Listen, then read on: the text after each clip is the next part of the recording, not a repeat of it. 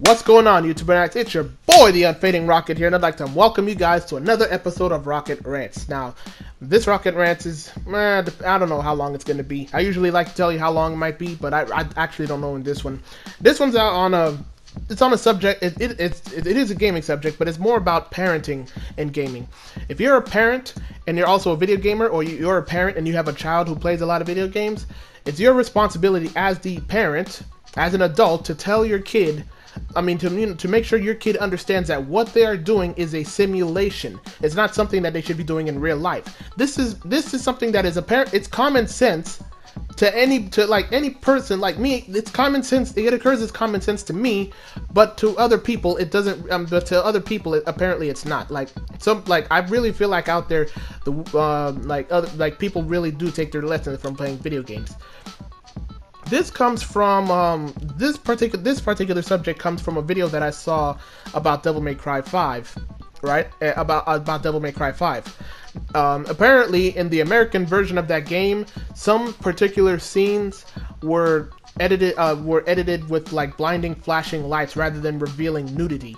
And the reason why is because nobody knows why for now, but people are speculating that it's Sony, because Sony recently said that they wanted to protect the kids. That's why they're trying to make their content more family friendly, especially when it comes to the games, especially when it comes to their own games. Any games that come onto their platform, they'll make sure that, to protect kids, they're going to, make sure nothing too obscene is seen or done in it. And I'm thinking to myself, but Sony has released God of War, and Sony wants to protect the kids, but you release a game like God of War where I'm literally playing as a giant 9-foot Spartan, tearing a tree thing to shreds, stabbing trolls, and literally beating up gods. And Sony wants to protect the kids. It made me laugh because it's like Sony's, at the same time that they're saying that they want to child-proof their content, why are they making this stuff? But then again, it could also be because it's Sony Studios is in Japan, and Japan has a long history of censoring very graphic content when it comes to their games. Now, I'm not sure about the Devil May Cry 5 that's in Japan. I think they didn't edit it, but I'm pretty sure that they did not edit it. If I have proof of it, I would show you guys. But actually, in the video that I saw, they did show it. They showed like the Japanese version may have the content, but the PS4 version in the Americas doesn't.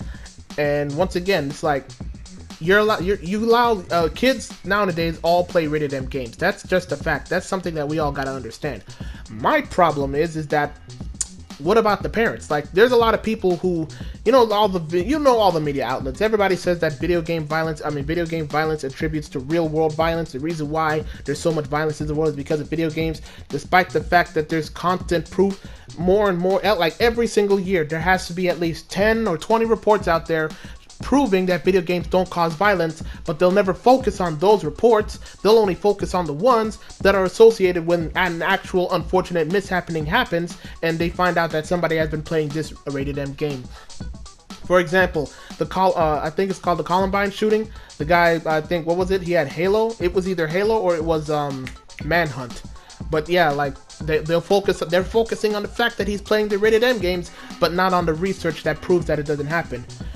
I think recently Oxford, which I think is like some kind of college institution, some like really important college institution, recently released a report once again proving that video games video game violence does not cause real violence in the world, or it's not a direct result of it. So like I said, it really does bottom down to the parents. Let me give you guys a little bit of backstory here about myself personally. The very first rated T game I ever bought in my life was Tony Hawk's Underground, and I bought that game when I was, I want to say, 12 years old. My mom bought it for me at a Walmart because it was on sale for like $20 for the PlayStation 2, and even she said, "You're not a teenager yet. Are you sure you want to buy? I don't think I should buy you the game." But when I told her that it's nothing more than skateboarding, she buckled down and bought it. And true to form, the only real graphic thing that was in that game was an eyeball getting stabbed, but that was part of the logo, because the studio that made the game, they're called Neversoft, right? And their logo is literally like an eyeball rolling around, and then that eyeball gets stabbed. That's literally the only graphic thing that I have ever seen in that game. the very first I don't even remember what was the very first rated M game I ever bought. But one that I know that my mom bought me for the first time ever was Far Cry 3, because that game was on sale for like it's another game. We bought games on sale because I was a broke boy. Anyways, Far Cry 3 was like the very first one that my mom ever bought me. Keep in mind, I didn't even have a job at the time. I want to say I was like 14 years old. I was either 14 or 15 years old. And Far Cry 3 comes out, and then my mom, we go to GameStop to buy the game because it was on sale, and then the GameStop dude, we went to a GameStop to buy it, and the guy, the salesman, he told my mom, like, this is something that I actually appreciate, and I really wish like a lot more stores would do. Like, whenever they're selling, whenever a parent's buying a game for their kid and the kid just so happens to be there, like, you should have the common sense to understand that the parent's not buying the game for them, the parent is buying the game for the kid. So he knew that the game was for me, because he knows that come on, if you guys, come on, not a lot of, I'm not saying all women don't play video games, but my mom, she's as old-timey Haitian as they could get, fam. So there's no way she played video games. Anyways, the guy told my mom, you do understand that this game has a lot of graphic scenes in it, right? It's gonna have nudity, it's gonna have a lot of gun violence, it's gonna have blood, it's gonna have me burning cocaine fields, drug use, all that stuff. And my mom, I really appreciate that. I didn't at the time, but I appreciate it now, because my mom, she looked at me and she's like, "Are you sure you can handle it?"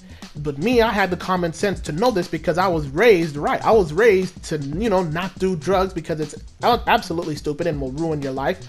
And where am I going to get my hands on a gun? And why would I kill people? That's just a direct ticket to jail. The one place nobody wants to go to.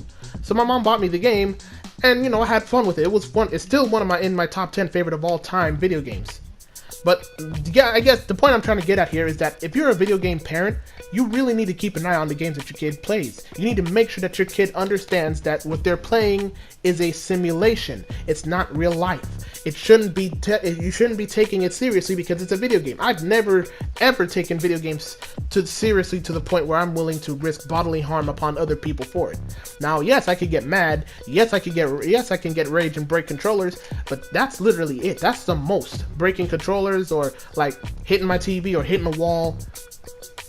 That's it. But I would never think to enact upon my anger in real life. Like, I play Call of Duty or I play Grand Theft Auto, I'm killing people in that game, but then I go in real life, am I really going to do that? First of all, you can't even do that in real life. You're going to get taken down easily. See, the police have to hunt you down in that one, but you'll get taken down on the spot in real life. Like, they'll find you. That's why the people, unfortunately, the people who keep getting involved in these accidents, that's why they take their own lives. They take their own lives because they know that they're gonna get caught eventually. So that's why they're like, I can't take it anymore, and commit suicide. And it's not a good thing. It's not a subject that I really like to talk about. But I'm just saying, man. Like, as a child, if you're younger than 18 years of age, or if you're younger than 18 years of age, and your parents should know what you're playing, and you also need to understand that it's just a video game. It shouldn't be taken seriously ever. But apparently this is a lesson that people don't really learn. That's why they keep attributing this. People keep shifting the blame away from the parents and keep focusing on the game.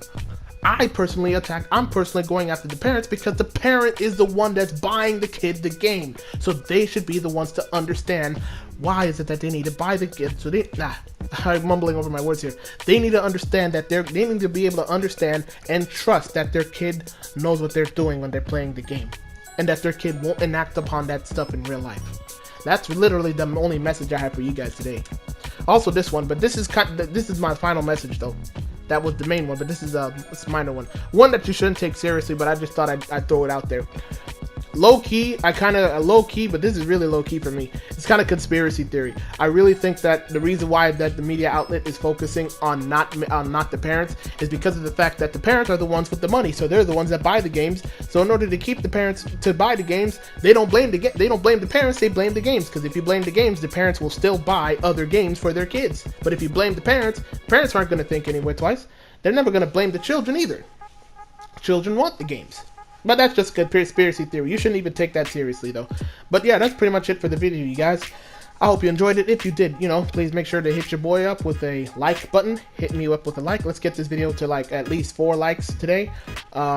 Subscribe to my channel if you are new. I'll be streaming possibly tonight. But I'm also, but if you haven't already, followed me on Twitch as well at twitch.tv/UnFadingRocket. And I will see you guys in the next video. Laters.